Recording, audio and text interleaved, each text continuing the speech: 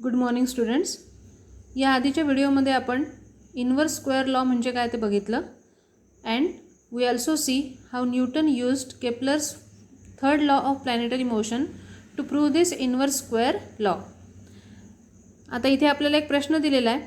Is there a gravitational force between two objects kept on a table or between you and your friend sitting next to you? If yes, why don't the two move towards each?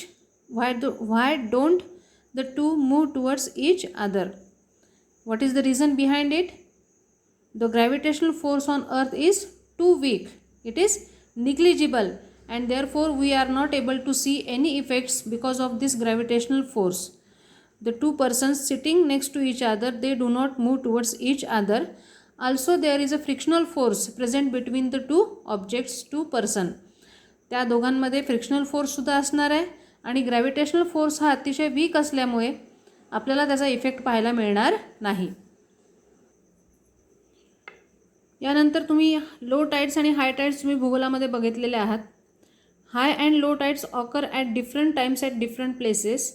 The level of water in the sea changes because of the gravitational force exerted by the moon.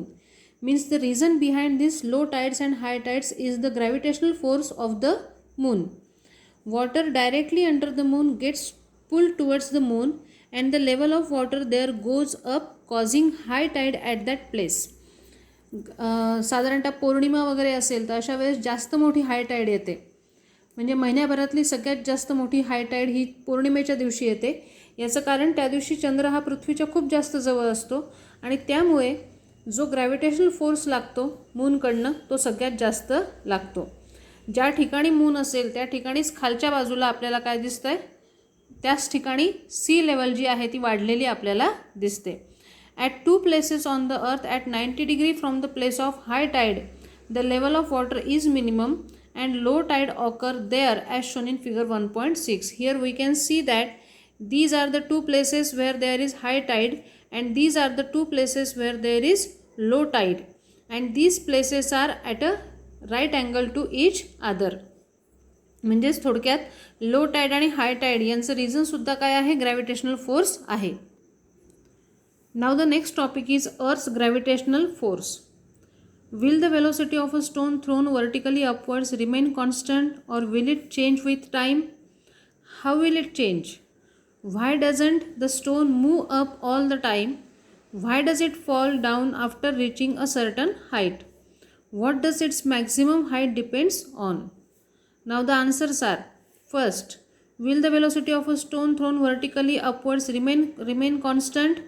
No, it does not remain constant. It goes on decreasing as the stone move in upward direction.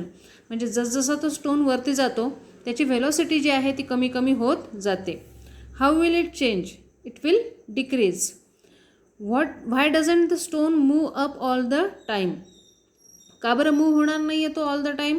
कारण तेवढी energy आपण त्याला देऊ शकत नाही की तो अगदी वरती वरती वरती सरळ चालला जाईल. ठीक आहे. दुसरी गोष्ट, there must be a restriction और just like the frictional force there must be a force which is attracting the stone और which is applied in downward direction. म्हणजे डाऊनवर्ड डायरेक्शनमध्ये कुठेतरी अट्रॅक्शनचा फोर्स त्याच्यावरती लावलेला आहे. Why does it fall down after reaching a certain height? Here the earth's gravitational force is acting on the object. Gravitational force is attraction force and it is attracting the stone towards the surface of the earth, that is in downward direction.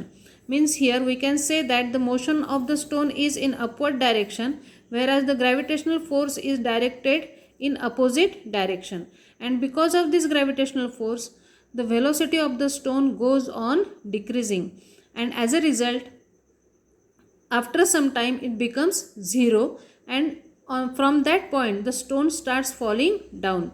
Why? Because still gravitational force is working on it, pulling it towards the ground. म्हणजेच gravitational फोर्समुळे हा जो stone आहे तो वरती गेलेला परत खालती येणार आहे. आता काय म्हटलं आहे शेवटचा प्रश्न, what does it's maximum height depend on? What does its maximum height depend upon? The initial force with which we throw the stone in upward direction.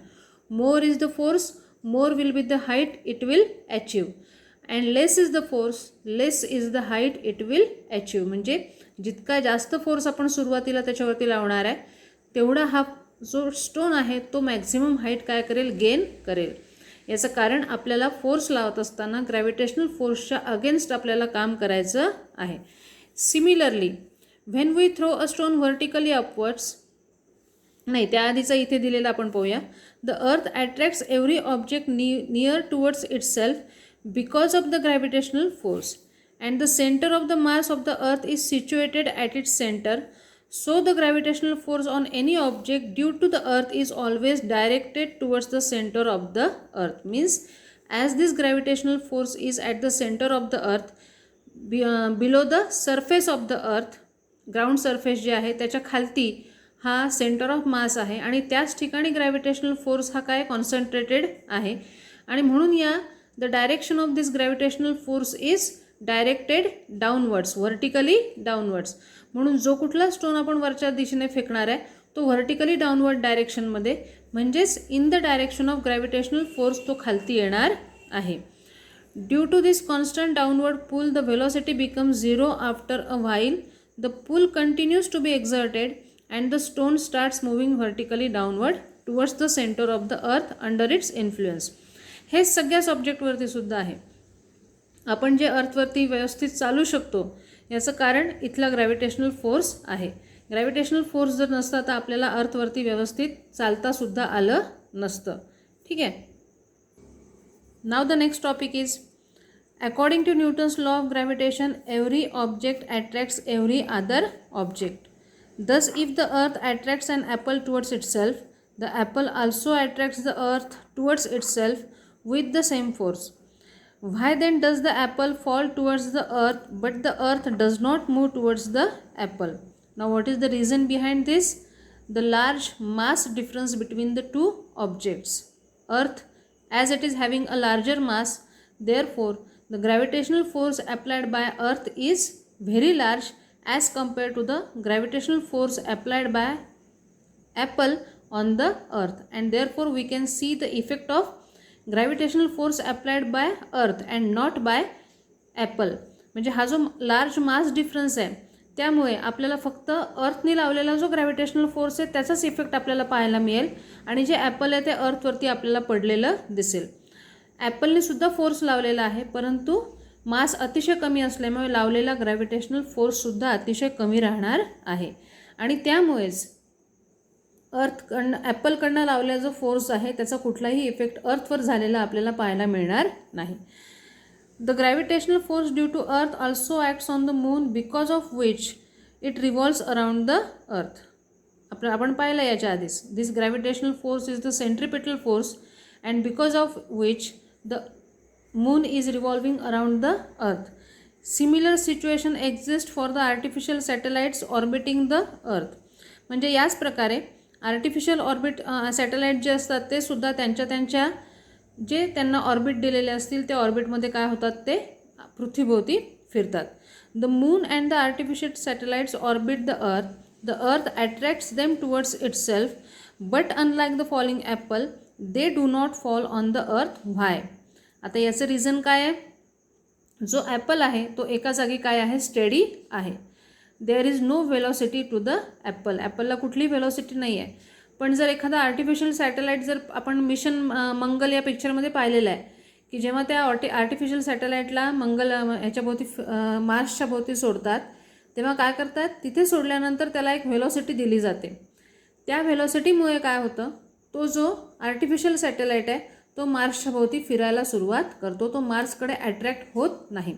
Similarly moon and other artificial satellites have a particular velocity with which they revolve around the अर्थ and it is because of this velocity they are not attracted towards the earth. म्हणजे त्यांच्यातलं distance हे कुठेही कमी वगैरे होत नाही. ठीक आहे. उलट असं म्हणतात की अर्थचं जे सनच्या भोवती फिरण्याचं डिस्टन्स आहे ते हळूहळू थोडं वाढत आहे. म्हणजे डिस्टन्स कमी नाही होत आहे, वाढत आहे. हे का बरं? कारण या सगळ्या सॅटेलाइट्सला प्लॅनेट्सला स्वतःची व्हेलॉसिटी आहे. दुसरं यामागचं कारण असंही आहे की जो ग्रॅव्हिटेशनल फोर्स लागलेला आहे त्या ग्रॅव्हिटेशनल फोर्सचं direction and direction of velocity they are perpendicular to each other, and as they are perpendicular to each other there is no motion because of this gravitational force. Gravitational फोर्समुळे कुठलीही motion न होत नाही आणि ते object अर्थकडे सरकत नाहीत. ठीक आहे, नेक्स्ट टॉपिक बघू आता आपण. पुढच्या व्हिडिओमध्ये आपण अर्थ ग्रॅव्हिटेशनल ॲक्सेलरेशन आपण आता बघूया.